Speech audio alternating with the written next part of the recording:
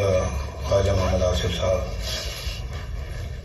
مصعب ڈار صاحب، حسن اقبال صاحب، پرویز رشید صاحب، اور میرے دائیں جانے بیٹھے مریم نواز شریف صاحبہ،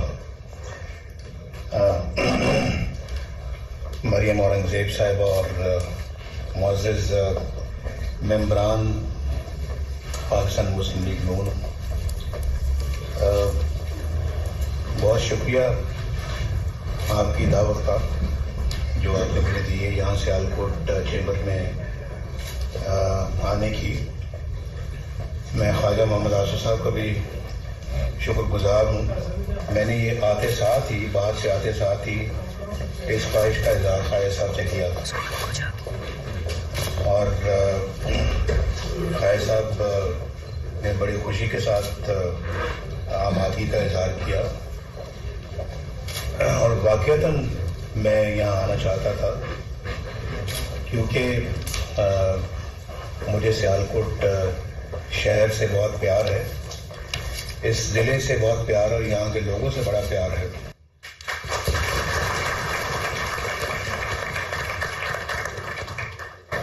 اور آپ ان الفاظ میں سمجھ گئے ہوں گے کہ مجھے خواجہ محمد آصف صاحب سے بڑا پیار ہے۔ میرے بچپن کے ساتھی اور کالج میں ہم اکٹھے پڑھتے رہے، گورنمنٹ کالج میں ہم اکٹھے تھے، تو وہاں سے ہماری دوستی تعلق شروع ہوا، جو اللہ تعالیٰ کے فضل و کرم سے آج تک قائم و دائم ہے۔ اور میں محترم خواجہ محمد صفدر صاحب کا بہت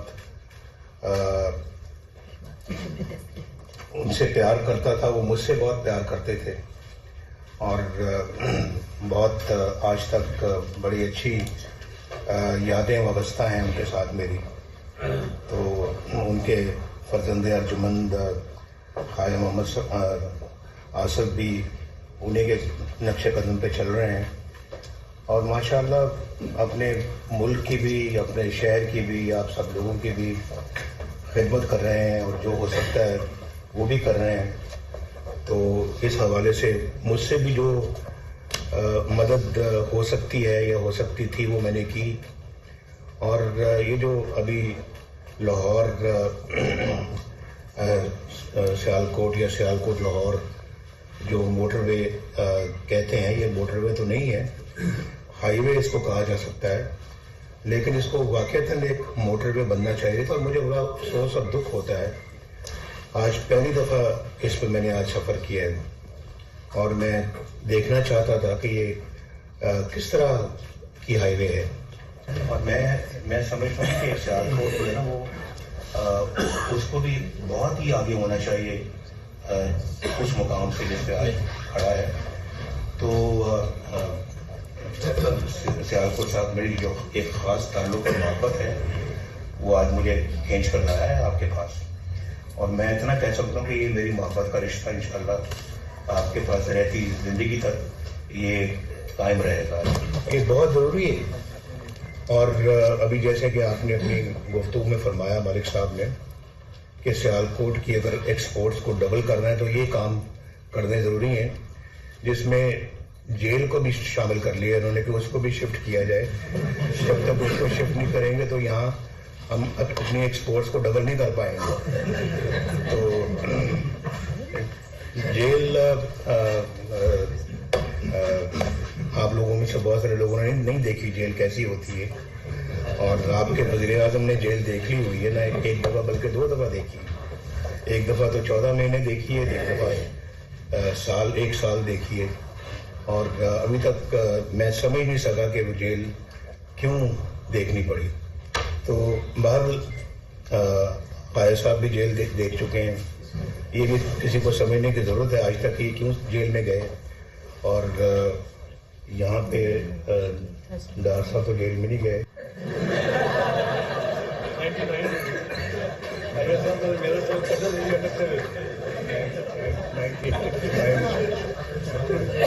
وہ بھی سمجھ نہیں آئی کیوں گئے۔ حسن اقبال جیل گئے ہیں سمجھ نہیں آئی کیوں گئے. پرویز صاحب آپ تو نہیں گئے؟ ابھی گئے 4 دفعہ گیا. اچھا. مریم جی مریم نواز شریف جیل میں گئی ہیں اور پھر نیب کی کسٹڈی میں رہی. کوئی ان کے پاس سرکاری عہدہ نہیں تھا, کوئی نہ وزیر تھی نہ مشیر تھی نہ کوئی سرکاری عہدے پہ فائز تھیں, لیکن جیل ان کو بھی جانا پڑ گیا. اور ہمارے اور بھی کئی لوگ ہیں جن کی ابھی میری نظر میں تو نہیں ہے, لیکن جو جیل بغیر کسی مقصد کے اور بغیر کسی قصور کے جیل سے ہوئے ہیں. تو پہلی دفعہ تو میں ہائی جیکنگ کیس میں جیل میں گیا تھا, اور وہ آپ خود ہی سمجھ لیں کہ صبح میں وزیر اعظم تھا اور شام کو میں ہائی جیکر بن گیا.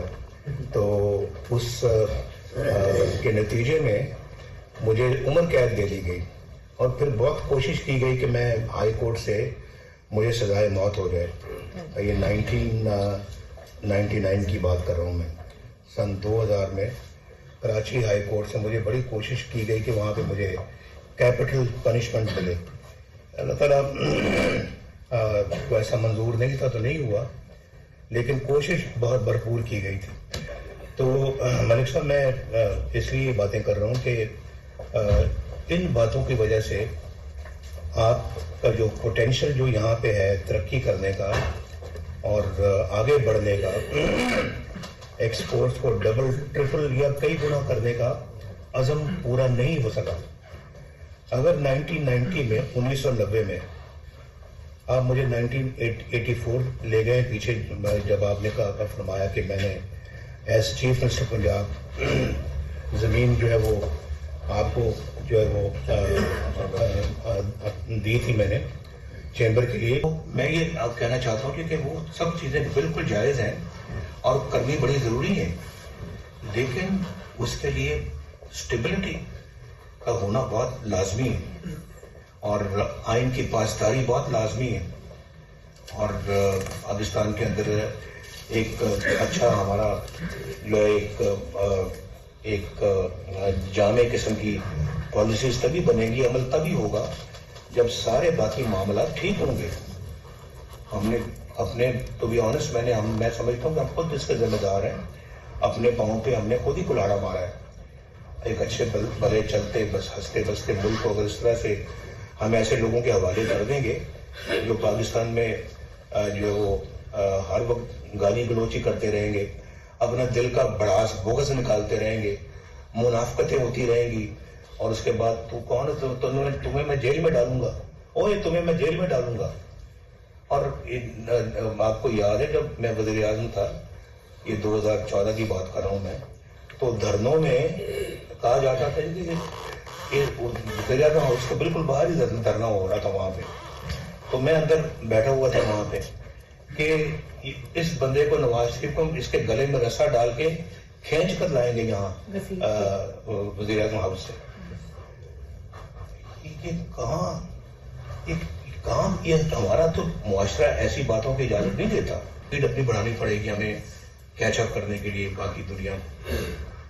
تو اس کے لیے وہ تبھی ممکن ہے کہ آپ کے پاس ایک سٹیبل گورنمنٹ ہو, سمجھدار گورنمنٹ ہو, اور سمجھدار لوگ ہوں جو پاکستان کی قیادت کر رہے ہوں, اپنے معاشرے کو اچھا سبق سکھائیں, اچھی باتیں سنائیں, اچھا جھوٹ نہ بولیں, منافقت نہ کریں اور خامخواہ کی باتیں نہ کریں, کام کے اوپر توجہ دیں, اور پھر اپنی اخلاقیات کو ٹھیک کریں, اپنے معاشیات کو ٹھیک کریں, اپنی معاشرت کو ٹھیک کریں, اپنی پاکستان کے اندر جو اپنے جو ینگسٹرز ہیں, ہمارے جو نوجوان نسل جو ہے, اس کو صحیح راہ پہ لگائیں, گھر کے اندر اچھی ٹریننگ دیں, ان کی اچھی گرومنگ کریں, تب کیا کہ ہم اپنا منزل حاصل کر سکتے ہیں.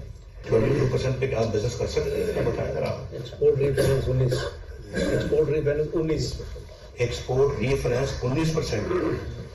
ہمارے زمانے میں 3% تھا, اور ہمارے زمانے میں انٹرسٹ ریٹ جو ہے وہ 5.25 تھا. شاید صاحب نے 6.5 پہ چھوڑا. تو ذرا مجھے بتائیں آپ اسی سے اگر آپ اندازہ لگا لیں، زیادہ سوچنے کی ضرورت نہیں ہے آپ کو، اسی سے آپ اندازہ لگائیں کہ ہم کہاں تھے اور یہ ہمیں کہاں لے گئے۔ آج 50,000 روپے مہینہ کمانے والے بندے کا گزر اوقات ہو سکتا ہے؟ نہیں ہوتا، نہیں ہو سکتا۔ بالکل میں بالکل بتا رہا ہوں، میں نے آتے ساتھ ہی یہاں ہر چیزوں کے ریٹس چیک کیے، سبزی، دالیں، گھی، گوشت اور مرغی اور بجلی، اسکولوں کے فیس، کپڑوں کے، بچوں کے کپڑے جو ہیں وہ ان کے یونیفارم کے پیسے، جوتوں کے پیسے، نہیں کر سکتا گزارا۔ مان لیں 1 لاکھ روپے بھی کما رہا ہے تو نہیں گزارا ہوتا۔ اگر 4 بچے ہیں، کرائے کا مکان ہے، ماں باپ بھی ہیں، کیسے گزارا ہو؟ تو یہ اپنا جو ہے وہ حالات یہاں تک پہنچ گئے ہیں، اور 100 بندے اللہ تعالیٰ کو پیارے ہو جاتے تھے ان دھماکوں میں، تو ان کو ختم کیا ہم نے، ان دھماکوں کو، اس دہشت گردی کا قلعہ کما کیا ہم نے اللہ کے فضل و کرم سے۔ رد الفساد ہم نے ایک شروع کیا، اس کے اندر اپنا بھرپور طریقے سے ہم نے پاکستان کے اندر جو ہے وہ امن قائم کرنے کے لیے جد و جہد کی، کوشش کی، امن قائم ہوا۔ اس کے بعد پھر سارا کچھ کرنے کے بعد پھر اس پچھلے دور کے اندر ہم اپنا سی پیک کو ہم لے کے آئے، اور چائنیز پریزیڈنٹ یہاں پہ جب بھرپور طریقے سے دھرنے ہو رہے تھے، ادھر دھرنا ہوا نا، اسی سڑک سے چائنیز پریزیڈنٹ بھی گزرنا تھا، تو وہ ہم دیکھیں ان دھرنوں کے باوجود ہم نے کام کیے اور ہم نے اپنے ہدف پورے کیے۔ ملک 5.8% جی ڈی پی پہ چلا گیا، ہمارا جو رفتار ہے ترقی کی۔ سب سے زیادہ وہ سب ڈار صاحب یہاں تشریف فرما ہے، سب سے زیادہ پاکستان کے تاریخ میں جو ریزروز تھے فارن ایکسچینج کے اس زمانے کے تھے، لوئسٹ پالیسی ریٹ تھا ہمارا 5%، 5.25% ہمارا پالیسی ریٹ تھا۔ 3% تھا ہمارا ایکسپورٹ ری فائنینس، 3%۔ آپ ایکسپورٹ ری فائنینس کو کافی استعمال کرتے ہوں گے یہاں پہ، 3% تھا۔ اور اسٹاک ایکسچینج بوم کر رہی تھی پاکستان کے بارے میں، کیا ورلڈ بینک اور کیا IMF یہی کہہ رہے تھے کہ پاکستان اگلے چند سالوں میں ترقی یافتہ ترین ملکوں میں شامل ہو جائے گا۔ تو یہ دور آپ نے اپنی آنکھوں سے دیکھا ہے، جن میں نوجوانوں کی بھی بات کر رہا تھا جو 1990 میں پیدا بھی نہیں ہوئے ہوں گے، انہوں نے بھی اس دور کو دیکھا۔ تو ایک یعنی پاکستان کے اندر پاکستان ایک ترقی کی مثال بن چکا تھا۔ لوڈ شیڈنگ ختم ہو گئی۔ ہم نے آ کے اپنے اس 4 سالہ دور میں، میں 4 سال رہا، 2017 سے لے کے 2018 تک ہماری گورنمنٹ تھی، لیکن وہ نہ ہونے کے برابر تھی، کیونکہ جب ایک گورنمنٹ کو آپ بالکل اکھاڑ دیتے ہیں اس کے پاؤں، تو پھر وہ پر گورنمنٹ نہیں رہتی۔ تو 2017 تک جو گورنمنٹ تھی ایک بہترین گورنمنٹ چل رہی تھی، ایک ہنستا بستا پاکستان تھا۔ سی پیک میں جس میں ہم نے بہت سارے پروجیکٹس بنائے ہیں کہ جی یہ مسٹر پرائم منسٹر مجھے کہنے لگے this is a gift from China to you mister prime minister, to you. تو انہوں نے یہ کہا، جیسے کہ آپ جانتے ہیں کہ ایک دفعہ